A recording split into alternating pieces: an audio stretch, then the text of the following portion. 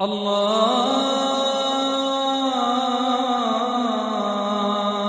أكبر. أعوذ بالله من الشيطان الرجيم. بسم الله الرحمن الرحيم.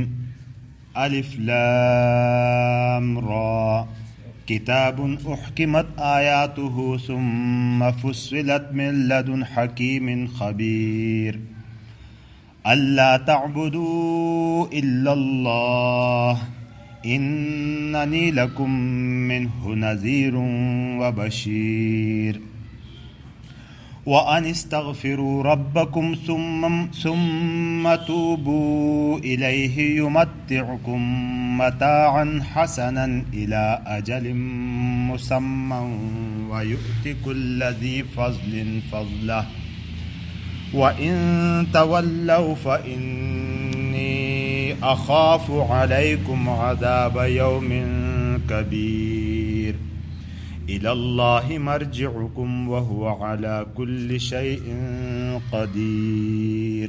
صدق اللہ العظیم. الف لام را. کچھ مختصر سی بات اس پر ہو گئی پچھلے درس میں. کتاب احکمت آیاتہ، ھذا کتاب، یہ کتاب ہے کہ احکمت احکام سے ہے، مضبوط کرنا، مضبوط کی گئیں اس کی آیتیں. قرآن پاک کی آیتیں مضبوط کی گئی. کس چیز سے مضبوط کی گئی؟ دلائل کے ذریعے مضبوط کی گئی ہیں ساری آیتیں. ثم فصلت، پھر اس کو کھول دیا گیا، تفصیل بیان کی گئی، پھر اس کو کھول دیا گیا. من لدن حکیم خبیر، یہ احکمت آیاتہ، دلائل کے ذریعے اس کو مضبوط کیا گیا. یا پھر ایک اور تفسیر بھی کرتے ہیں کہ احکمت آیاتہ ثم فصلت، شروع میں اختصار کے ساتھ احکام اس لیے کہا گیا کہ شروع کی آیتیں، اب دیکھیں چھوٹی چھوٹی آیتیں اور بڑی جامع ترین آیتیں تھیں. قرآن پاک کی ابتدائی جو آیتیں چھوٹی چھوٹی جامع ترین ساری چیزوں کو گویا کہ سمندر کو کوزے میں بند کر کے آپ پڑھیں گے، پھر اس میں بند کر کے ایسے، پھر بعد میں جو تفصیلی آ گئی، احکامات آ گئے تو ان کی تفصیل بیان کی گئی، ان کو تفصیل سے بیان کیا گیا. دونوں باتیں ہیں. من لدن حکیم خبیر. لدن، لدا، لدن، اس کا آپ پڑھیں گے کہ ظرف کے وہ ہیں، اسماء ظرف ظروف ہیں کہ عندہ کے معنی میں آتے ہیں. لدا اور لدن یہ عندہ کے معنی میں آتے ہیں. حکیم اور خبیر کی طرف سے. ہاں، حکیم اور خبیر کی طرف سے.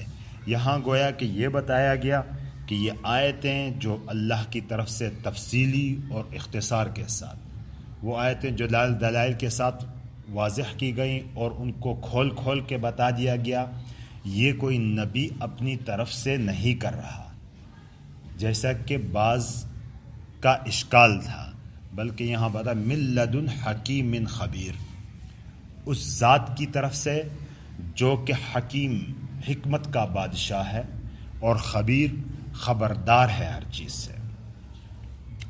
احکمت آیاتہ، مضبوط کی گئی ان کی آیتیں حکیم کی طرف سے.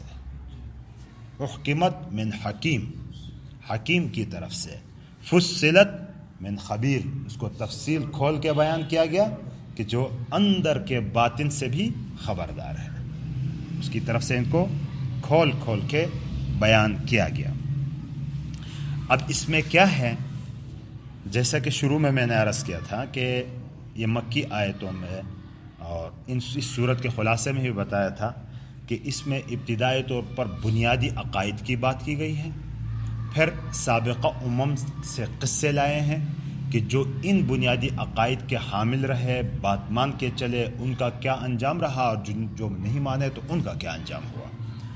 تو پہلی عقائد کی بات، بنیادی باتیں کیا تھی کہ اللہ تعبدوا الا اللہ، کہ تم عبادت مت کرو سوائے اللہ کے، ایک اللہ کے بغیر کسی اور کی عبادت مت کرو. ان لا تعبدو، ان ہے تفسیریہ، لا نہیں ہے، منع کیا جا رہا ہے، لا تعبدوا الا اللہ، ایک اللہ کے سوائے اور کسی کی عبادت مت کرو. اننی لکم منہ نذیر و بشیر، بے شک میں لکم تمہارے لیے، منہ اس کی طرف سے، اس اللہ کی طرف سے کیا ہے، نذیر اور بشیر ہوں. نذیر عام ترجمہ کیا جاتا ہے ڈرانے والا، یعنی خبردار کرنے والا. ان نذیر کا بتا، ایک ڈرانا یہ ہوتا ہے کہ کسی چیز کے نقصان پہنچانے سے ڈرانا ہوتا ہے، خوفناک ہونے کی وجہ سے، جیسے درندوں سے ڈرایا جاتا ہے. ایک وہ ڈرانا ہوتا ہے جو میری اور آپ کے اوپر شفقت کے طور پر ہمیں کسی مصیبت سے بچانے کے لیے ڈرایا جاتا ہے. ایک درندہ آ کے ڈراتا ہے، وہ تخویف ہے، خوف دلانا وہ اور چیز ہے. انذار یہ ہے کہ شفقت اور محبت کی وجہ سے آپ کو آنے والی مصیبت سے بچانے کے لیے جو ڈرایا جاتا ہے، اس میں شفقت ہوتی ہے. میں اس کی طرف سے بشیر اور نذیر ہوں.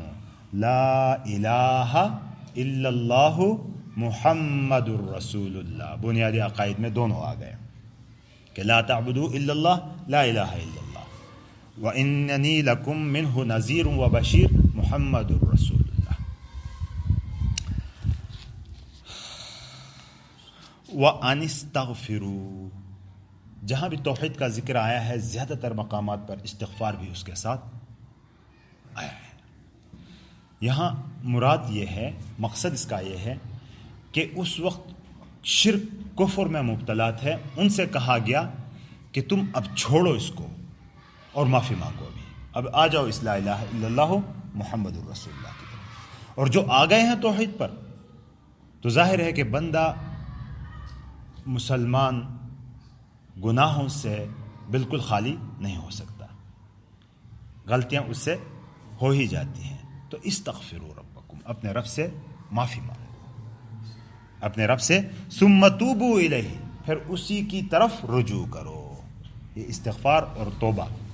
استغفار کا معنی ہوتا ہے لفظی کہ شرمندہ ہونا، نادم ہونا، پچھلے گناہوں سے شرمندہ ہونا. اور توبہ کا مطلب ہوتا ہے کہ آئندہ پھر چھوڑ دینا، آئندہ پھر ان گناہوں کو چھوڑنے کا عزم حازم، پکا عزم کرنا کہ آئندہ چھوڑ دے، اسی کو توبہ کہا جائے. توبہ اور استغفار تقریباً ایک معنی میں استعمال ہوتے ہیں یہ دونوں الفاظ، لیکن لفظی طور پر اگر دیکھا جائے تو فرق یہ ہے کہ استغفار نادم ہو کے، شرمندہ ہو کے پچھلوں سے معافی مانگنا، اور توبہ یہ ہے کہ آئندہ ان چیزوں کو چھوڑنے کا عزم کرنا. یہ اس کا وہ ہے. استغفروا ربکم، اپنے رب سے معافی مانگو، وتوبوا الیہ، اور اسی کی طرف رجوع کرو. یعنی رجوع مڑنا کہ آدمی گناہوں میں قلت میں پڑا ہوا تھا، وہاں سے مڑ کے واپس اس طرف آ گیا. پھر کیا فائدہ ہوگا ان کا؟ فائدہ بھی بتا دیا. یمتعکم، تمتع فائدہ دینا، فائدہ پہنچانا کسی کو. یمتعکم، تمہیں فائدہ دے گا، متاعا حسنا، اچھا فائدہ. یعنی جیسے کہ قرآن پاک کی دوسری آیت میں آتا ہے نا کہ من عمل صالحا من ذکر او انثى فلنحيينه حیاتا طیبہ.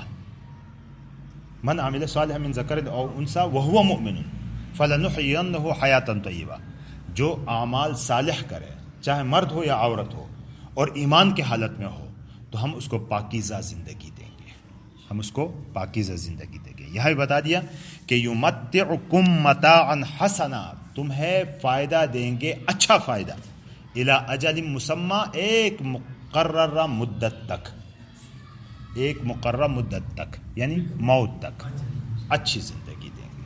اب دیکھو، اللہ پر ایمان کامل، رسول کا ایک اتباع کامل ہو، اور پھر جو کمی کوتاہیاں ہوتی رہتی ہیں اس سے استغفار ہوں، یہ اعمال اگر ہوں تو اللہ کا وعدہ ہے کہ بہترین زندگی اس کو ملے گی. اگر یہ پورے معاشرے میں اس طرح کے اعمال ہوں، پورے معاشرے میں اگر اس طرح کے اعمال ہوں، ہم نے دیکھا کہ دنیا میں کیسی پاکیزہ زندگی ان کو مل گئی. تاریخ دیکھیں، حضور صلی اللہ علیہ وسلم کے زمانے کی تاریخ دیکھیں. معاشرہ جب ایسا وجود میں آیا، پوری دنیا پر انہوں نے حکمرانی کی. بعد میں کمی آئی، دوبارہ دب گئے. پھر بعد میں دوبارہ اپنے اعمال پر آ گئے، پھر پوری دنیا پر حکمرانی آ گئی. یہ سارے جو حضور صلی اللہ علیہ وسلم کی زندگی سے لے کر آج تک کی جتنی تاریخ ہیں، ان تاریخوں کے ادوار کو ہم اگر دیکھیں گے تو وہی ہوگا کہ جو ایمان اور اعمال صالحہ پر پختہ رہے ہیں تو اللہ نے ان کو، اور جہاں اجتماعی طور پر ایسے اعمال وجود میں نہ آئے ہوں تو ہماری ذمہ داری بنتی ہے کہ ایسے اعمال کی طرف لانے کی محنت کی جائے، جیسا کہ انبیاء علیہ السلام اور نبی کریم صلی اللہ علیہ وسلم کے زمانے میں اور صحابہ کے دور میں ایسا ہوتا رہا ہے۔ اور اگر ایسا نہ ہو، افراد میں اگر ہو، اگر اجتماعی طور پر معاشرے میں اعمال، ایمان، عقائد جو لا الہ الا اللہ محمد رسول اللہ اور استغفار اور توبہ یہ ہوتے رہیں اجتماعی طور پر، تو ظاہری طور پر بھی اللہ اچھی زندگی دیتے ہیں، باطنی طور پر بھی اچھی زندگی دیتے ہیں۔ ان کا ظاہری طور پر تو ہم نے دیکھ لیا، لیکن افراد کے حد تک اگر صرف ہو، معاشرہ ایسا نہیں بنا ہے، اس فرد کی باطنی زندگی ٹھیک ہوتی ہے، لیکن ظاہری زندگی عام چونکہ عمومی ہوتی ہے، ان میں وہ پھر عام معاشرے کے ساتھ ہی رہتا ہے۔ باطنی طور پر اللہ اس کو غریب ہے تو غربت میں اطمینان کی زندگی دیتا ہے، مالدار ہے تو مالداری میں اطمینان کی زندگی اس کو دے دیتا ہے۔ ورنہ اگر ایسا نہ ہو تو مالدار مالداری میں ظاہری طور پر بھی پریشان، باطنی طور پر بھی پریشان۔ ظاہری طور پر ہم دیکھتے ہیں کہ مالدار لوگ بڑے خوشحال نظر آتے ہیں، لیکن اس کے اندر جھانک کے کسی نے نہیں دیکھا ہے۔ ایک غریب جتنا مطمئن زندگی گزارتا ہے، یہ مالدار لوگ اس طرح کی زندگی نہیں گزار سکتے۔ فرمائی علاج وَيُؤْتِ كُلَّ ذِي فَضْلٍ فَضْلَهُ، اور دے گا ہر ذی فضل کو اس کا فضل۔ ذی فضل، یہاں فضل سے مراد اعمال ہے، اچھے اعمال ہیں۔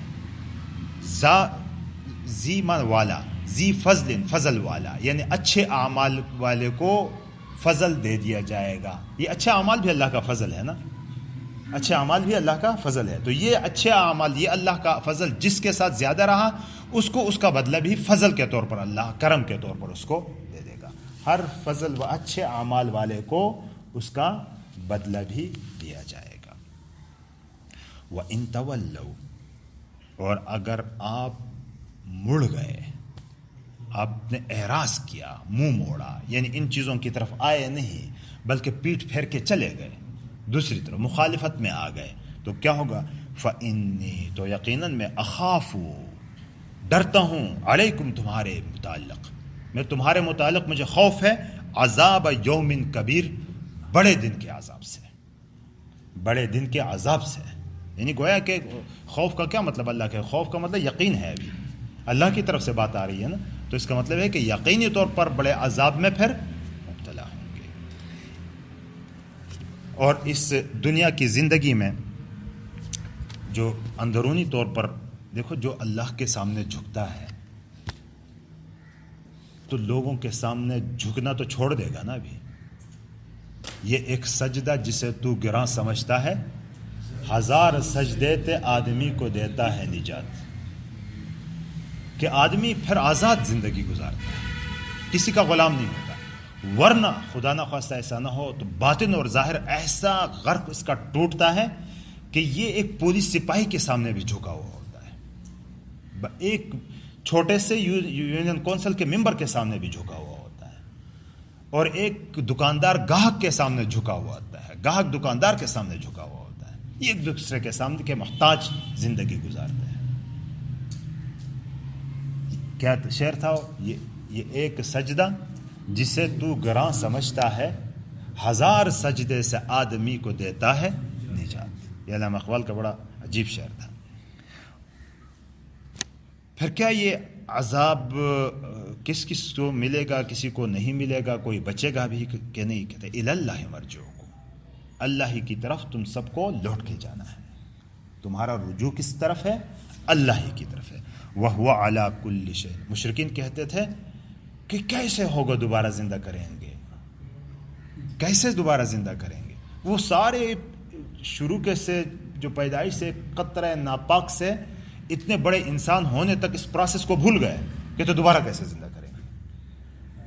تو فہم کہا وَهُوَ عَلَى كُلِّ شَيْءٍ قَدِيرٌ، وہ اللہ ایسا نہیں جو تم اپنے سوچوں میں تمہارا ہے، وہ ہر چیز پر قدرت رکھنے والا ہے، وہ ہر چیز پر قدرت رکھنے والا ہے۔ ہو گیا جی؟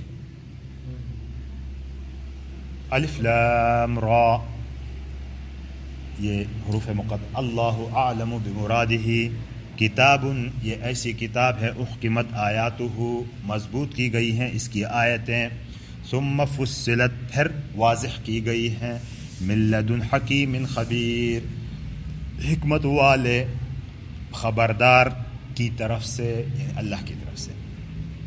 کیا ہے اس میں؟ اللہ تعبدوا الا اللہ، کہ اس کے سوا کسی کی عبادت نہ کرو، اننی لکم منہ نذیر و بشیر، بے شک میں تمہاری طرف ان کی طرف سے ڈرانے والا اور بشارت سنانے والا۔ جو برائیوں میں مبتلا ہو جاؤ گے تو اس سے تمہیں ڈراؤں گا عقاب سے، اور جو اچھے کام کرو گے تو جنتیں ہیں، خوشیاں ہیں دنیا کی آخرت کی، وہ بشارتیں میں تمہیں دوں گا، نذیر بھی ہے بشیر بھی۔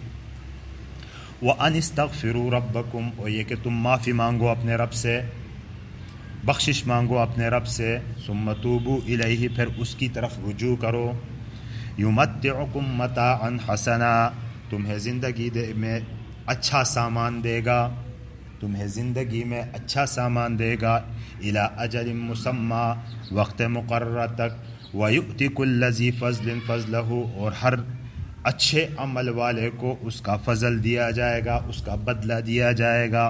وَإِن تَوَلَّوْا، اگر تم منہ موڑو، اگر تم رخ پھیرو، فَإِنِّي أَخَافُ عَلَيْكُمْ، تو یقیناً میں خوف کھاتا ہوں تمہارے اوپر، عذاب یوم کبیر، بڑے دن کے عذاب سے، إِلَى اللَّهِ مَرْجِعُكُمْ، اللہ ہی کی طرف تمہیں لوٹنا ہے، وَهُوَ عَلَى كُلِّ شَيْءٍ قَدِيرٌ، اور وہ ہر چیز پر قدرت رکھنے والا ہے۔ جی